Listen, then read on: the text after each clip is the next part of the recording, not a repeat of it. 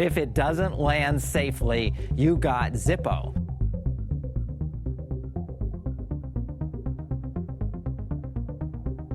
"6,600 miles away, on the opposite side of the planet, Opportunity's sister, though first to arrive on Mars, is having a hard time finding what it came for.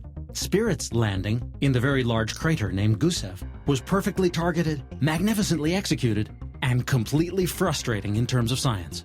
At least it looked that way at first. You see, mission planners are really placing a very big bet whenever they pick a landing site. You have a $400 million piece of hardware that you're putting down on a surface.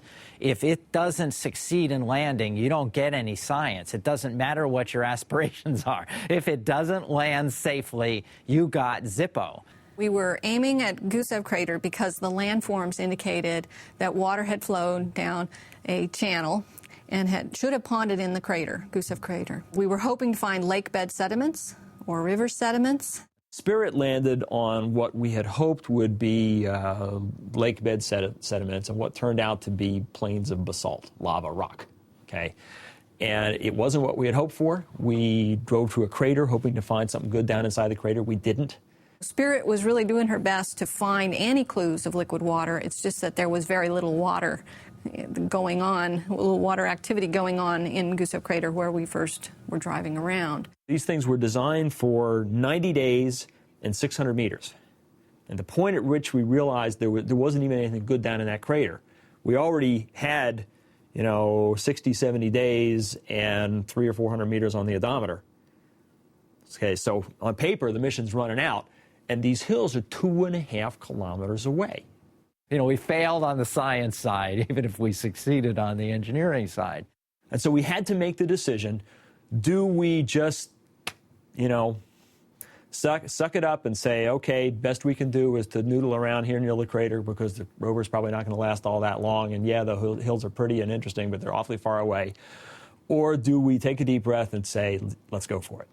And we decided to go for it.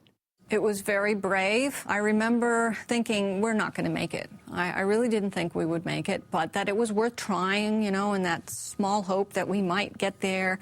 We were even holding out the hope that we'd get close to the hills and that maybe blocks of rock from the hills would have been eroded down and we would encounter some of those and recognize them as something different from the volcanic basalt lava we had been looking at. We just drove and drove and drove and drove. I mean, we were doing 120, 124 meters a day, I think, and really rugged terrain. It had to drive 2.5 kilometers from Bonneville Crater to get to the hills to find what it really was seeking. At Sol 156, 66 sols after the end of the nominal mission, we pulled up to the base of the Columbia Hills, and life has been very interesting for Spirit ever since. When we climbed up the hills, we saw a big change in the way that the rocks weather. You can see these kind of funky nodules at the end of the rocks. It wasn't until we got to the base of Columbia Hills, where we spotted pot of gold and these other strange-looking rocks, identified the mineral hematite in these rocks, and found higher bromine contents and indicators in the chemistry that these rocks had seen a fair amount of liquid water, not just a trickle.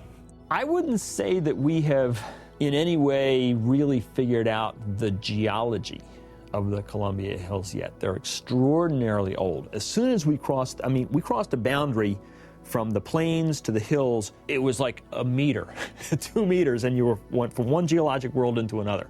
In contrast to the rocks out on the plains at Gusev, which appeared to be very pristine, almost looked like they were erupted yesterday, lava, the rocks up in the Columbia Hills have really been modified. They've seen water. Water has changed their mineralogy in ways that indicate that it was pretty pervasive interaction. If Gusev was at one time a crater lake, the latest activity was probably a lava flow, and that's what we characterized on the plains.